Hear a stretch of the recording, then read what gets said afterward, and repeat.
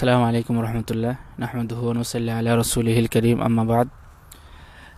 সম্মানিত যে সমস্ত আমাদের দিনী বন্ধু আছেন ফেসবুকে, ইউটিউবে, ঈদের খুশি একটু আমরা এখানে উপভোগ করলাম আমাদের বলদিয়া পার্কে ফাজিলত শেখ আব্দুল হামিদ আল ফাইদ আল মাদানী সাহেবকে নিয়ে। এবং আমাদের প্রোগ্রাম ছিল একটু খাওয়া দাওয়া হবে এবং শেখকে নিয়ে একটু আলোচনা হবে। তো আমরা শেখকে রিকোয়েস্ট করেছিলাম কিছু আমাদেরকে নসিহত করবেন, তাই ইনশাল্লাহ শেখ আমাদেরকে কিছু নসিহত করবেন, আমরা ইনশাল্লাহ গুরুত্ব সহকারে শুনব।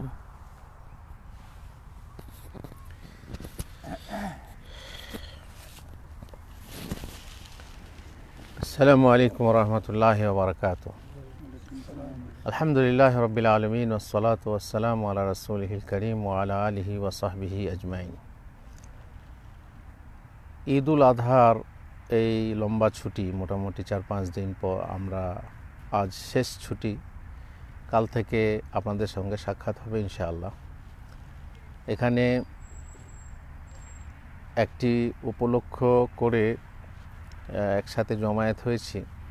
তো এখানে বিভিন্ন ভাষাভাষী আছেন, বাংলা হয়তো বলা ঠিক হবে না, এই জন্যে আমি আজকে এখন এই সময় চাইব একদম প্রাথমিক পর্যায়ের কিছু কথা প্রশ্নোত্তরের মাধ্যমে সকলের স্মৃতিতে ফিরিয়ে আনার চেষ্টা করব। আচ্ছা মনির ভাই, इंसान जब दुनिया में आता है तो उसके ऊपर सबसे पहला जो है फ़र्ज़ क्या होता है? सबसे पहला फ़र्ज़ क्या होता है इंसान के ऊपर? अपने पैदा करने वाले की इबादत करना, जो दुनिया में भेजा। इबादत फ़र्ज़ होती है। इबादत तो इबादत क्या करना है, कब करना है, कैसे करना है, ये सब जैसे तरीका नबी जी बताए। हाँ अब्दुर्रहमान याद है? सबसे पहला फ़र्ज़ क्या है अब्दुर्रहमान? सर्वप्रथम फ़र्ज़ की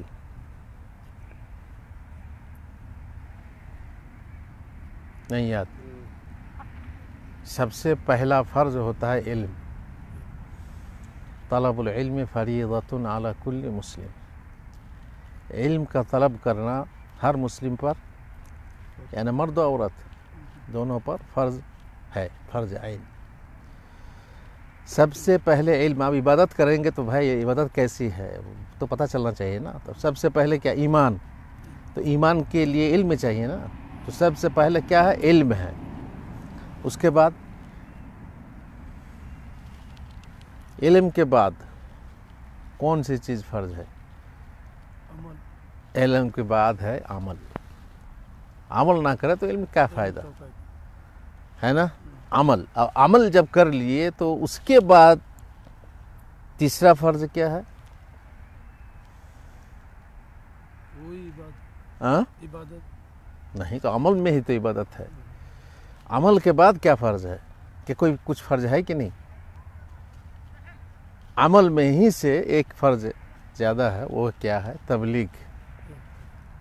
आपने अमल किया बस हो जाएगा? आपके बच्चे को, आपकी बीवी को, आपके गांव वालों को, आपके समाज को, आपके देश वालों को नहीं बतलाएंगे? तो ये क्या है?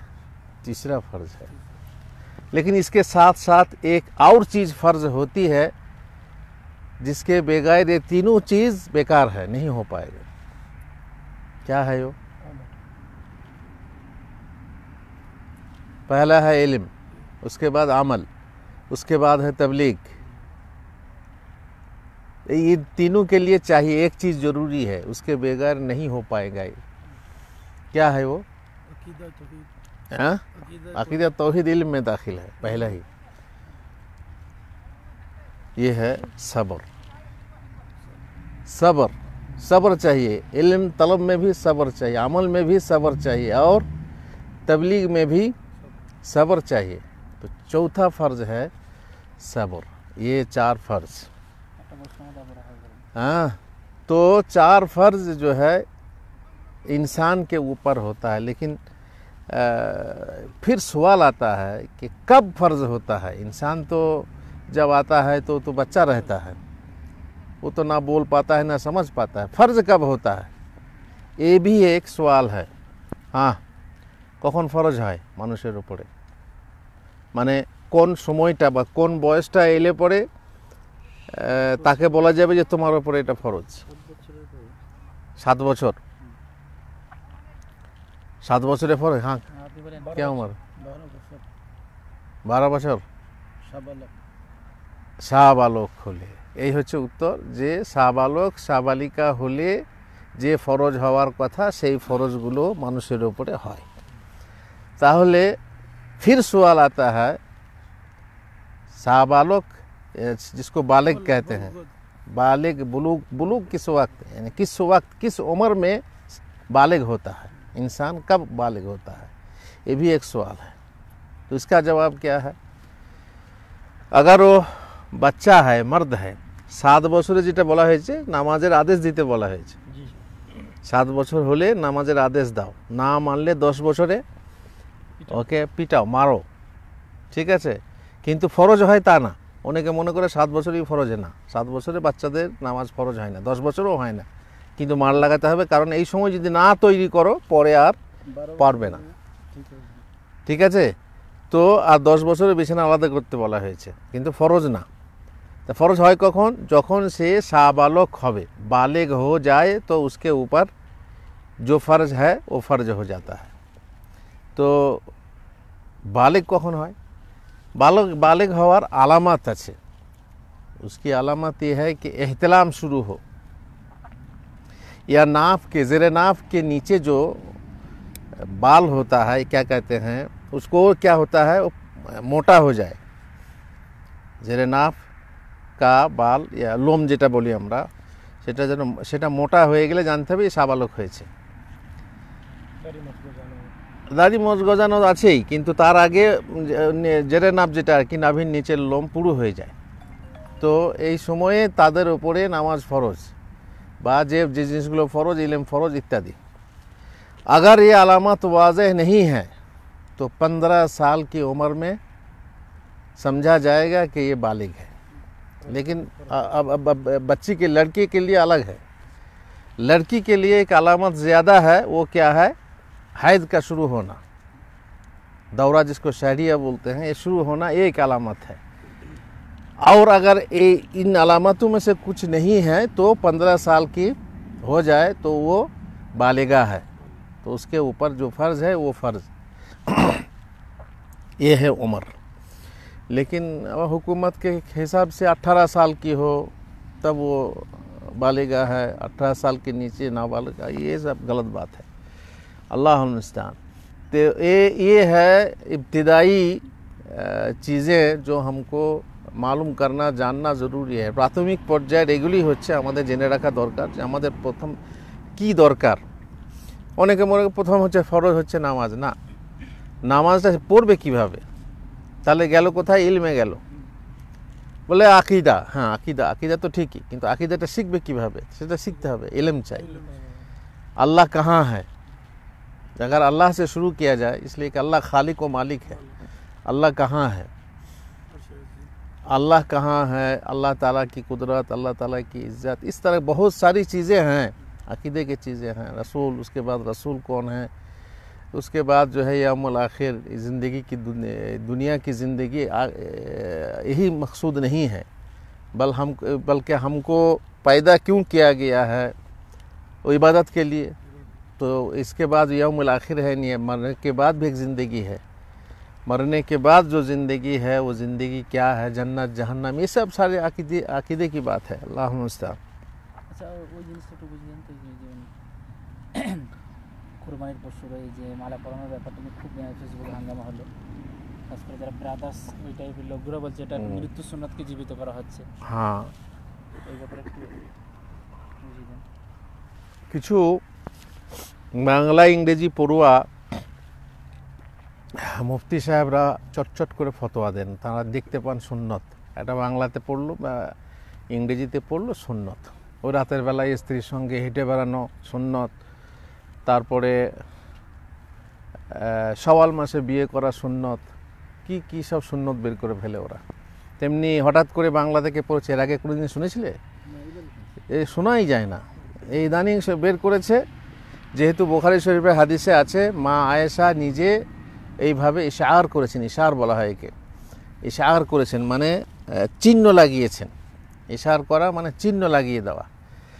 কেলাদা, মালা বা হার জাতীয় আর কি কিছু একটা এমন বেঁধে, কাপড় বা চামড়া যাই হোক বেঁধে দেওয়া, যাতে বোঝা যায় যে এটা হচ্ছে কাবা শরীফে প্রেরিত কোরবানি।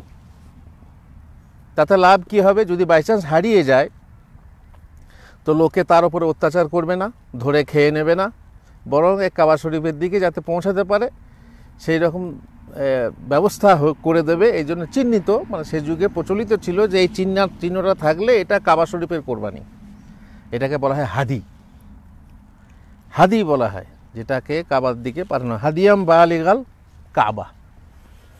তো এই যে কোরবানি কাবার দিকে পাঠানো হতো, কাবার জন্য প্রেরিত হতো, কাবার মিসকিনদের জন্য প্রেরণ করা হতো, সেখানে জবাই করার জন্য প্রেরণ করা হতো, সেই পশুকে চিহ্নিত করার জন্য এই যেটাকে মালা বলা হচ্ছে বা হার বলা হচ্ছে, যাই হোক, গলায় চিহ্নিত করা হতো। আর তার মানে এই নয় যে ঘরে প্রত্যেক কোরবানিকে চিহ্নিত করতে হবে। আমার ঘরে কী দরকার আছে? আমার ঘরে ছাগল বাঁধা আছে, আমার ঘরে গরু বাঁধা আছে, সেখানে চিহ্নিত করার কী দরকার আছে? চিহ্নিত করতে হবে যেটা সুন্নত, সেটা হলো যে কোরবানি, যদিও এখন অতটা প্রচলিত নেই, জানি না কাছে কাছে কোথাও আছে কি না, জিদ্দা ফিদ্দা থেকে কেউ কোরবানি পাঠায় কিনা জানি না, কিন্তু আগের যুগে কি ছিল, সঙ্গে করে কোরবানি নিয়ে যেত লোকে মদিনা থেকে সঙ্গে করে, কারণ তখন উটের পিঠে যেতেই হতো, তো সঙ্গে করে উট বা এই ভেড়া জাতীয়, ছাগল জাতীয় সঙ্গে করে নিয়ে যেত, আর সেই পশুগুলোকে চিহ্নিত করে দিত। বাই চান্স হারিয়ে গেল তো লোকে জানবে, লোকে ধরে খেয়ে নেবে না, এই এটা কোরবানি রে, এটাকে, যেমন আমাদের দেশের বাজারে ছাড়া থাকে না, কি বলে ওটাকে, চিহ্ন দেওয়া থাকে, আর দেখবেন যে কেউ কিছু করবে না, ও বাবারে হ্যাঁ এটা অমকের নামে ছাড়া আছে। হ্যাঁ, তো ছিল সব জাহিলি যুগে ছিল বা ইসলামের শুরুর দিকে ছিল, এখনও আছে কিনা জানি না, যায় পাঠানো হয় কিনা। তো এই একটা বিভ্রান্তি, এরা মনে করছে যে ওই ইশারটা সব জায়গাতেই ফিট করা যাবে, যেটা যার জন্য বটে, মা আয়েশা যার জন্য করেছেন সেই জন্য, সে কোরবানি, যে কোরবানি মক্কার জন্য পাঠানো হয় সেই কোরবানির জন্য। আমাদের ঘরে বসে যে কোরবানি, এই কোরবানির জন্য ইশার নয়। তো যাই হোক, মানুষের বোঝার ভুল, এটা বুঝতে ভুল করে। এই যেমন কথা জন্য বলি, একটা সাধারণ একটা কথা, উঁচু জায়গায় উঠলে কি বলতে হয়? अल्लाह अकबर। नीचूते नामले की बोलता है? सुभान अल्लाह। ठीक है ना? अब आपका घर जो है 2 मंजिला 3 मंजिला है, जब सीढ़ी पर चढ़ेंगे तो क्या बोलेंगे? अल्लाह बोलेंगे, अल्लाह अकबर बोलेंगे। जब नीचे उतरेंगे तब क्या बोलेंगे? सुभान अल्लाह बोलना है। लिफ्ट पर जब चढ़ते हैं अल्लाह अकबर बोलना है, जब नीचे उतरते हैं तो सुभान अल्लाह बोलना है कि नहीं बोलना है? हाँ मुनीर भाई, बोलना है कि नहीं?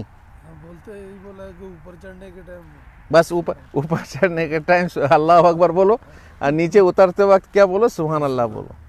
लेकिन नहीं, जो चीज़ जहाँ है वो चीज़ वही करना है। ये सफ़र में है, ये सफ़र में है। सफ़र में जब जाओ, ऊंचाई पर उठो तो अल्लाह अकबर बोलो, नीचाई पर जब उतरो तो क्या बोलो? सुभान अल्लाह बोलो। ये घर के अंदर नहीं। इसी तरह सुभान अल्लाह जी सख्खरना हाज़ा व मा कुन्ना लहू मुक़रिनीन, जो दुआ है, अल्लाहुम्मा इन्नी अस्अलुका फ़ी सफ़रिना हाज़ा बिर्र व तक़वा, ये जब हम गाड़ी पे चढ़ते हैं तो हर वक्त वैसे ही बोलते रहें?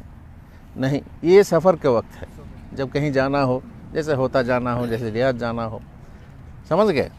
आप कहेंगे तब तो कुर्बानी हज के लिए है, घर में कुर्बानी नहीं है, वो गलत है। वो समझ, वो इसलिए कि हदीस है, मदीना में कुर्बानी के लिए सहाबाए किराम कुर्बानी क्या करते थे, मदीना में कुर्बानी होती थी। ये नहीं कि जब सफ़र में हो तो उसमें इश्तराक है और जब घर में हो तो उसमें इश्तराक नहीं है। तो आम खास की बात है, आम जहाँ है वहाँ आम करना है, जहाँ खास है वहाँ खास करना है।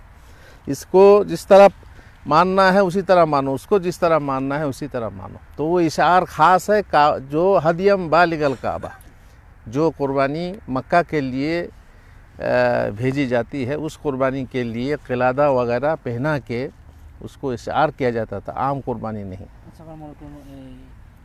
হাটে যখন গরু বিক্রি হয় তো অনেক পশু থাকে, খাস করে কুরবানির হাটে, সেই ক্ষেত্রে যদি কেউ কেলাদা করায় মানে মালা পরিয়ে রাখে, আমাদেরকে তো বলা হয়নি। আমরা যদি আমার পশু বলে চিহ্নিত করি, যেমন আমাদের জঙ্গল আছে, সেই জঙ্গলে যখন গরু চড়াইতে যায় তো ঘন্টা বেঁধে দেওয়া হয়।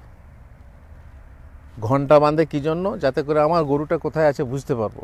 টিং টিং টিং টিং করে পাতা খাবে আর টিং টিং করে শব্দ হবে, সমস্যা নেই। আমার গরু বলে চিহ্নিত করে যদি আমি নিয়ে আসি, সমস্যা নেই। এটা তো সুন্নত বলা যাবে না। সুন্নত হচ্ছে যেটা হারানোর ভয় থাকলে আমরা এটা যে করতে পারি, এটা সুন্নত বলে না।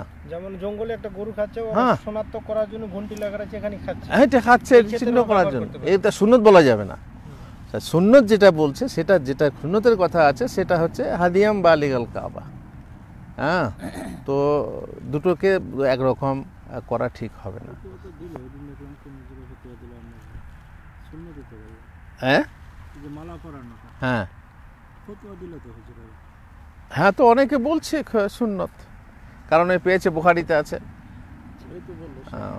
কাজ ক্ষেত্রে যেটা ওটা ছিল আল্লাহ বুখারীর 1700 নম্বর আর 1702 নম্বর হাদিসটা হ্যাঁ, খুব এখন ভাইরাল হচ্ছে।